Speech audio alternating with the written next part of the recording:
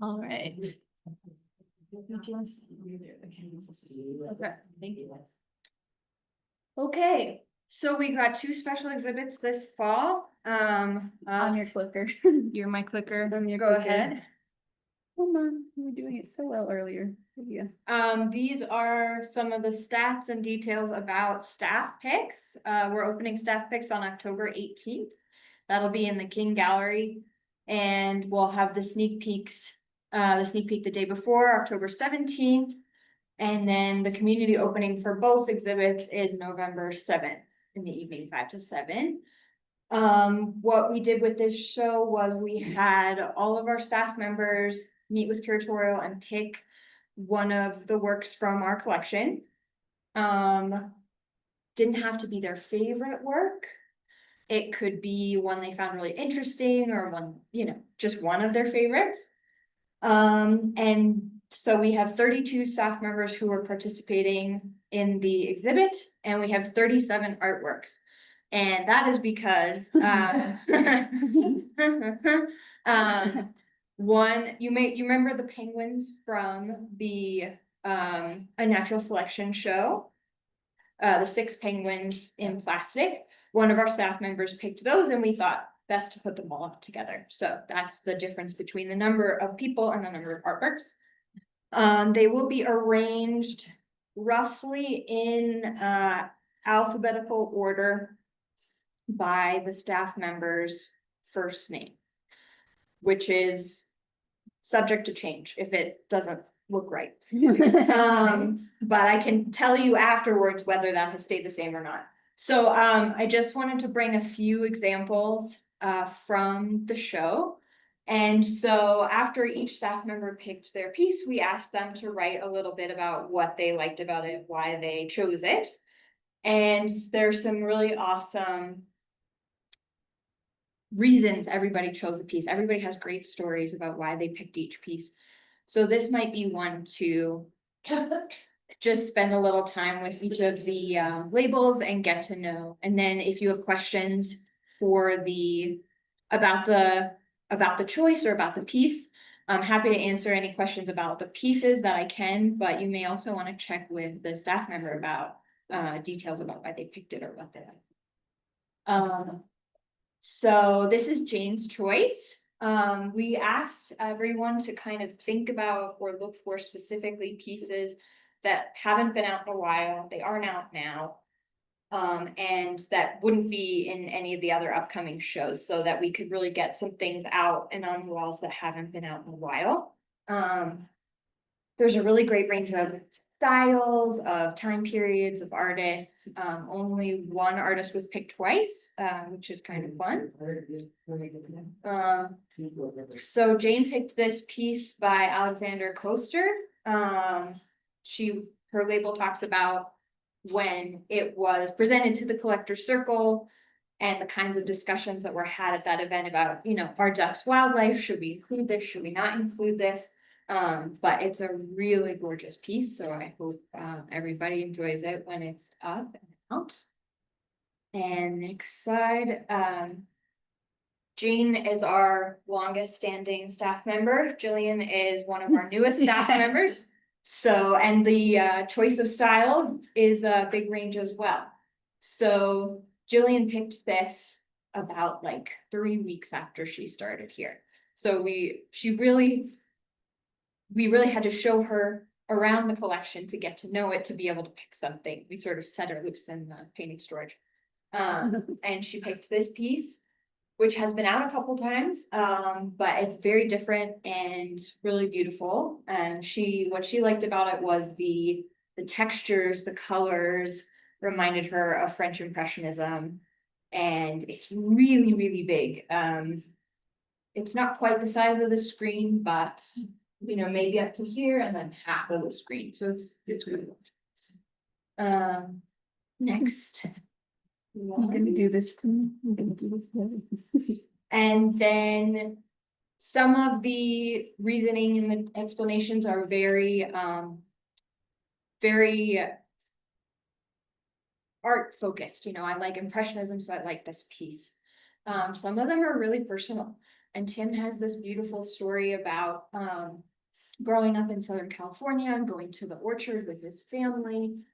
And having a tree like this in his backyard now that always reminds him of his dad and his family, his grandparents. And so he picked this piece called Abandoned Orchard by Jim Morgan.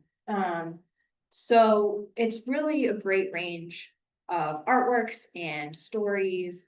And I hope that you will really enjoy getting to know all of us a little bit better through our choices. And yeah, that's staff picks. Two of a kind. Do we want to maybe take a minute if there are any questions about staff picks or specific questions? Yeah. Mhm. And this will, all that information be next to each of them. Onwards. Yeah.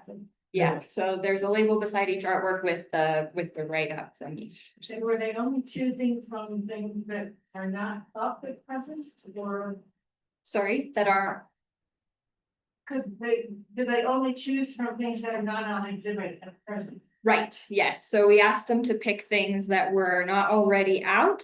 And how did they view them? We took them back into, we sort of asked them to look first on the collection's website, see if there are, if there are particular animals you're interested in, artists you know you like, or styles. And then we could sort of recommend some of those things to them, like artists or styles or animals. And then we would take them back to see them. We sort of asked for a list of maybe 5 or so when we had our first meeting with people, 5 that you're interested in. And often we would say, well, this work is going to be in 2 of a kind, or this work has just been out on tour, so we can't, or some of the prints from Out of the Shadows, like we can't put them back out.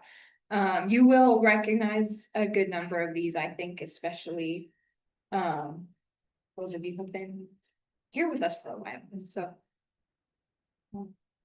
Any other questions? How long's it up to? It is up until the end of April, early May, so winter show. May 10th. There it is. Hold on. The trailer. There you go. Yes, May 10th. So. Okay. 2 of a kind is opening November 1st, and that will be up until the end of April. That'll be in the Changing Visions and Bison Galleries. The sneak peek for that exhibit will be October 31st. Halloween, bring your costumes if you wish. And then we'll have our community opening on November 7th. There are 80 artworks in this exhibit. 39 pairs. They're all presented in pairs.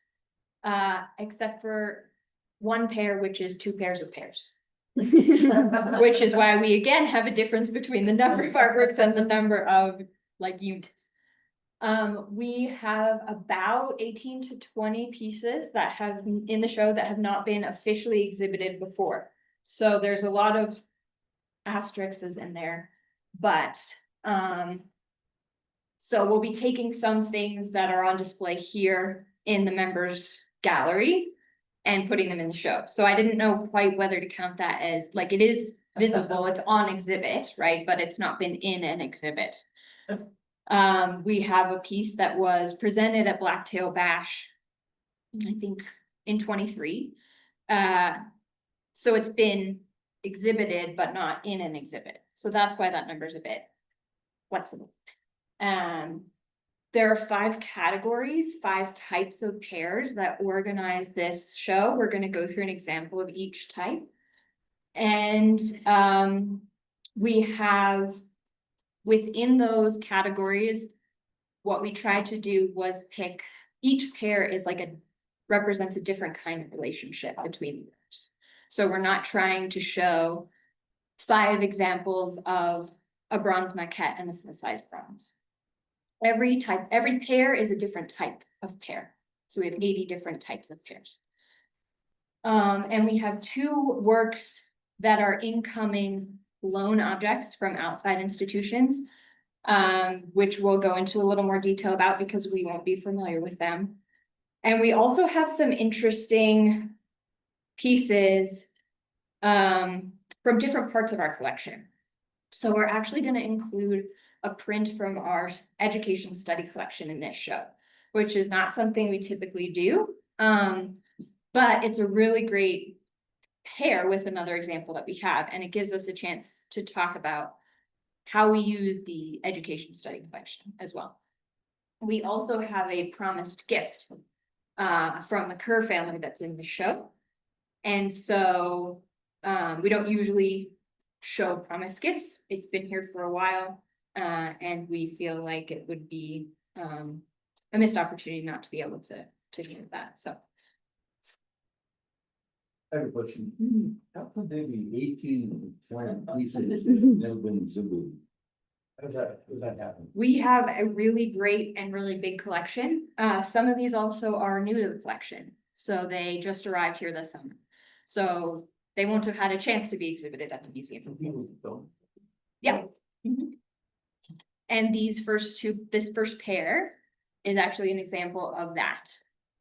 So we picked up these pieces about 2 weeks ago. They're a gift of the Kaplan family, who donated most of the Inuit art that we had in our transformation show as well.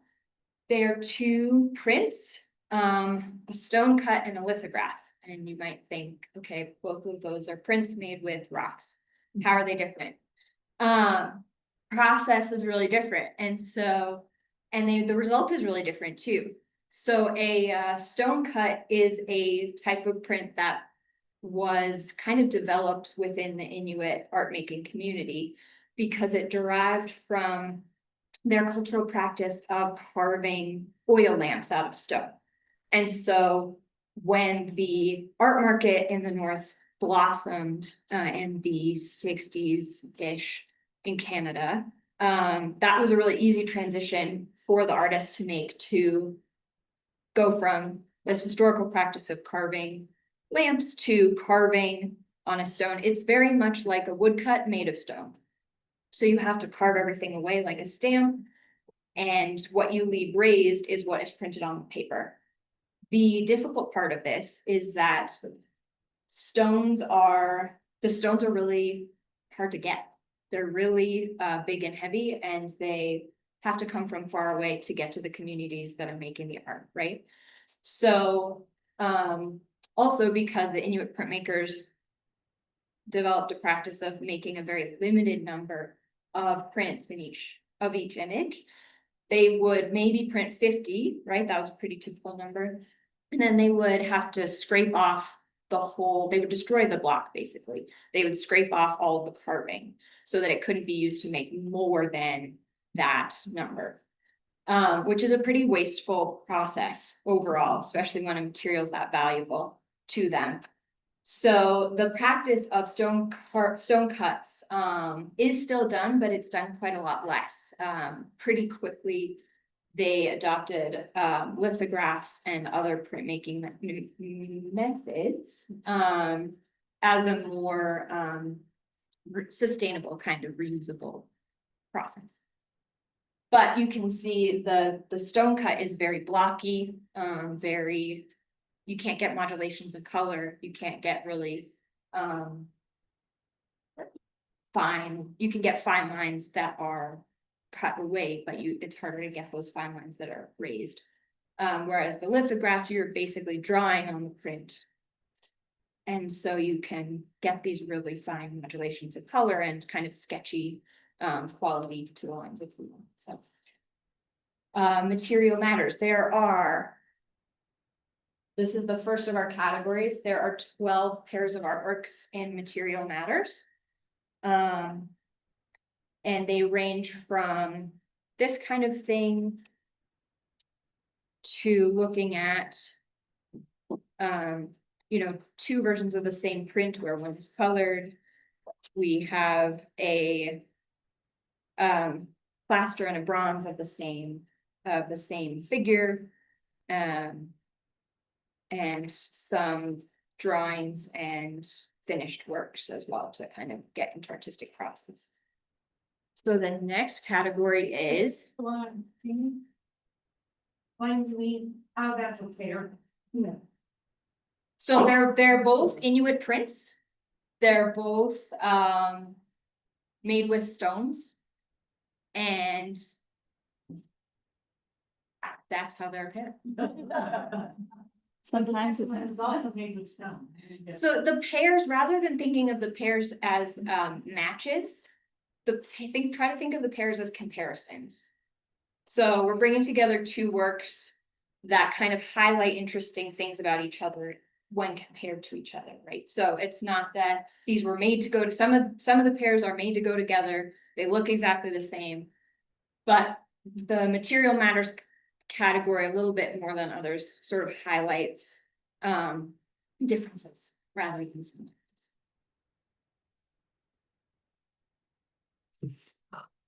Can do these backwards. So this category is called seeing double. Also, I've been thinking about it a lot as true pairs, things that were made to go together. And so they often, they look very similar. This is the category where you're gonna see things that look exactly the same. So this is a diptych by Paul Bozeman. Diptychs are pieces that are made into pieces, but they're made to go together, right? And so What do you call it? diptych, 6? diptych, D.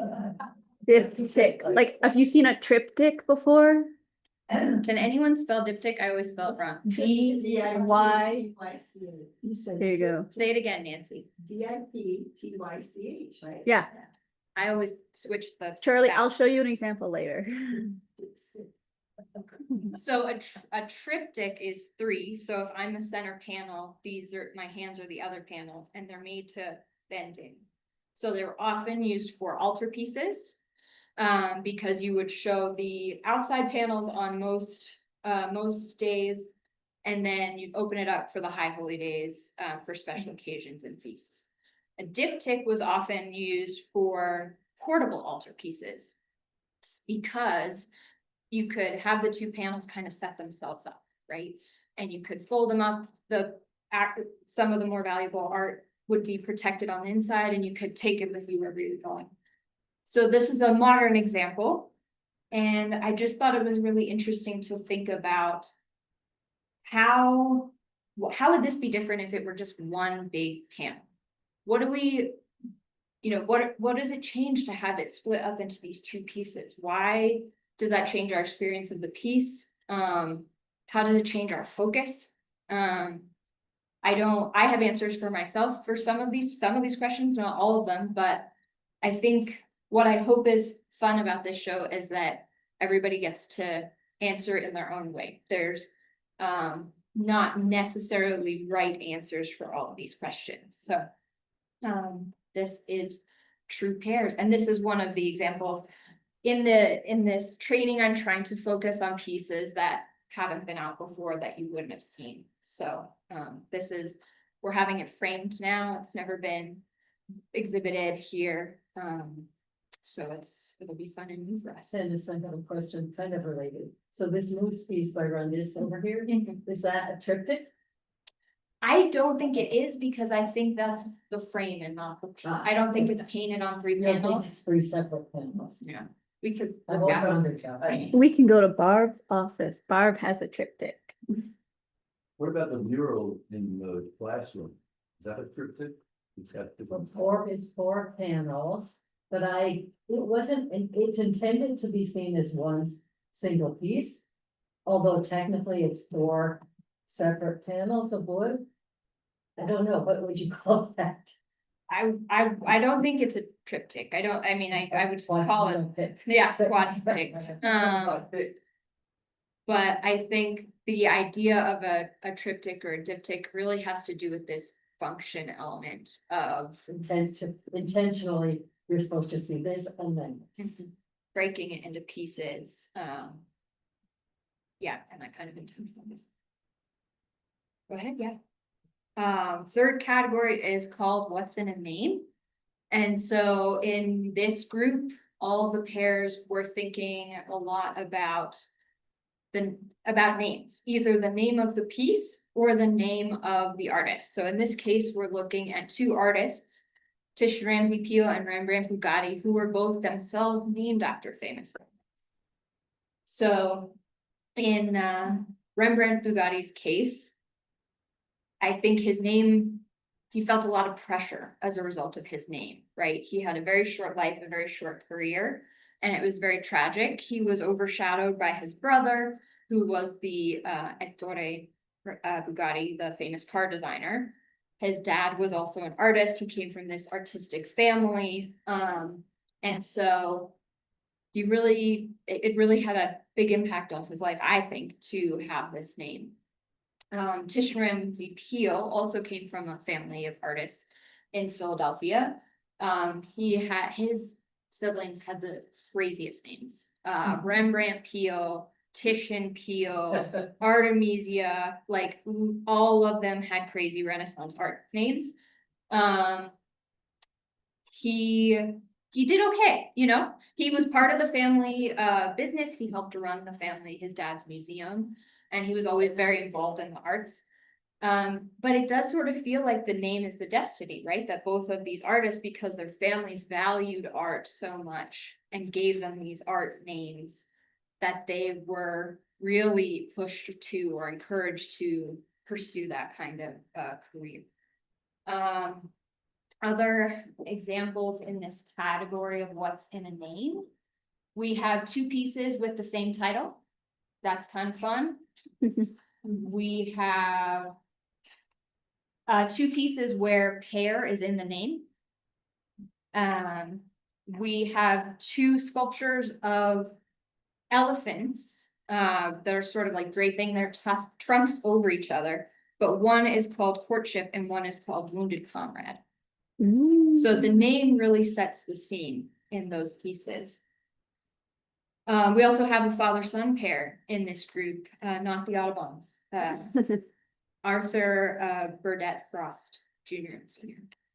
So also you'll note it's not perfect and it's not necessarily important, but most of the time the older piece is going to be on the right or on the left, excuse me.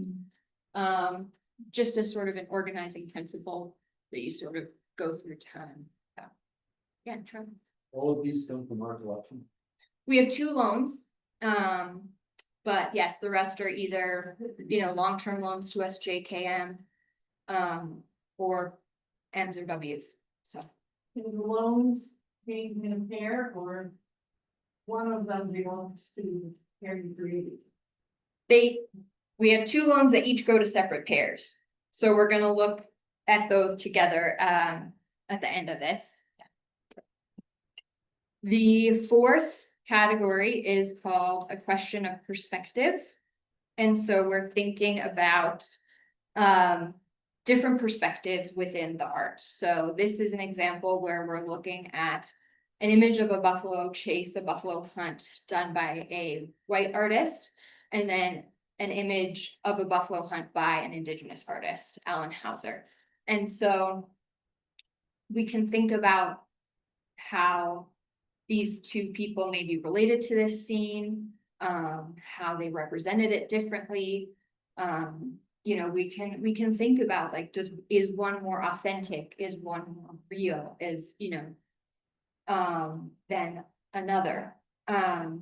Both of these artists had a really big impact during their lifetime, and it's really exciting to be able to show the Alan Hauser piece too. It's really exciting. I have a question. How did you all come up with the name Two of a Kind? I mean, how did you come up with the thing? I think it's very unusual. Thank you. Really, there are going to be two carousel animals in the show that are amazing. They're, they're huge. They're like real big. They're gorgeous and they had never been out before. And I love them so much. I was just thinking, okay, what are shows I could do to get both of these sculptures out? And so I had a couple ideas going, but Two of a Kind seemed a bit more easy to run with right off the bat. So Madison is our title guru. She helped me with this. She helped with a lot of the category type. I kind of had like the groups, I had ideas about the groups as well. But Madison sort of helped me get that catchy name because she's really good at that. I think it's great. These good. Yeah, Lynn. Are there other pairs in the question of perspective? And my question is it always the perspective of the artist? Or is it the art? Great question. So there are 7 pairs in this category. In addition to this one, we have. So there's an elephant attacking a tiger and a tiger kind of attacking an elephant. So the subject is reverse, right? We have a landscape by Carl Rungus painted at Lake O'Hara. And then there's a Douglas Allen painting of Carl Rungus painting at Lake O'Hara, which was painted as a tribute to him, sort of a commissioned. He worked it out with Bill to he wanted to honor Rungus, and so we have that pair. We have, this is the category with there's 2 pairs of 2. Pairing some Alexander Calder drawings with some Bob Kuhn drawings of male lions. And the perspective there is personal style, right? Like each artist develops their own stylistic hand. And some of them, like Calder, are really distinctive. And so this pair is 2 works by Calder and 2 by Kuhn, but they are one. We also have a this is the one I love this pair, but I'm also it's not quite fitting right. We have a bookend in the shape of an elephant, which you may recognize from out there. It's only one. We only have one of the 2 bookends. But we also have a set of little weights. They're called opium weights, although they weren't used really to measure opium. But it's a set of maybe 6 or 7. And so with that one, I was thinking about the perspective of like the weights weigh down and the book weight weighs in. And you can criticize that one as much as you like. But they're really cute works, and I don't think either of them has ever been in a Beckman list. They've never been in a the opium weights for sure have not been exhibited before. Okay, last group. The last category is called tete-a-tete. And so in this group, which includes 6 pairs, we are looking at works where artists are kind of having a conversation with one another. So this is a really good example of that because Catherine Turner came here when she was 17 and painted this piece after this one, from this one. She was looking at the sculpture and she painted the watercolor for a school project. And she said that this was really instrumental. Bill ended up buying the piece and bringing it to the museum. She was 17. And she said having this piece be collected by the museum really made her feel like she could make it as an artist. Like there was kind of hope for her in the field and that she could do this. So it's really exciting. I told her this was going in the show. She's very excited about that. And to see it with the piece she was inspired by, it makes her piece a little bit more rich. Thank you. Yes. And that's the idea with this category is that, you know, there's not necessarily a direct relationship between the pairs. This one there is. But it's putting them in conversation that makes the relationship more meaningful. Other examples from this group includes the 2 longs that I will talk about in just a moment, but also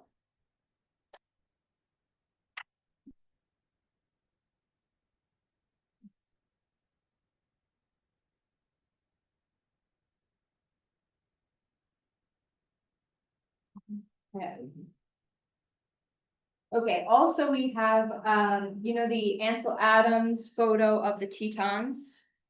We're putting that in with a painting by Conrad Schweiring of the same, from the same place. So, you know, it would have, he would have known about the photo by that point. It's from the same place, it's pretty much the same view. But, you know, it's not like Ansel Adams knew about the painting when he took the photo. We have Penelope Gottlieb print painting. She paints over Audubon prints with the vegetation, and there's one of her works in Western Visions now. And so we are pairing that with the Audubon print. That's the one from our education collection. And so it's not the original edition of the Audubons, it's from the 1970s roughly. It's a later version, but she paints on versions like that. She doesn't paint on the 200-year-old ones, she paints on the ones she can find that are 50 years old or so. So we thought this was a really good comparison, really strong reason to bring out that piece from our education collection. Also, this is the category where we have that promised gift. So we have a Rungus drawing called The Moose Toasting the Bear. Does anyone ring any bells? It's been out a few times, I think. And then Jaffa made a sculpture of that same scene. And so it's Jaffa's version that we are pairing with the Rungus. And I think that'll be a nice pair. And then we have our two loans. So the work on the right is Jeffrey Gibson's Migration, which we're borrowing from Art Bridges. And Gibson is a Cherokee, and he has two tribal affiliations. He represented the US at the Biennale, I think, very recently, the last couple of years. And he paints these really kind of colorful abstract paintings that are based on his indigenous heritage and his cultural traditions. One of which is these sort of like vibrating kind of triangles designs that come from this these more traditional decorations of parfleche bags, which are what horsemen tribes would use to carry, you know, their goods when they were riding. So this is an example from the Climber collection, or from the Climber studio. We're going to bring it out of the studio and put it next to this piece. And so this is an example of, you know, Jeffrey Gibson was definitely not looking at our parfleche bag when he painted this, but he's drawing on the same imagery, the same tradition that this work comes from. And so there is that relationship between them. And so to understand his piece a little better, it helps to have that bag, that historical image as well. This is our other loan, the oh, I totally flipped the order here. This is coming to us from Crystal Bridges, which is also in Arkansas. And it is both of these pieces are addressing the extinction of the passenger pigeon.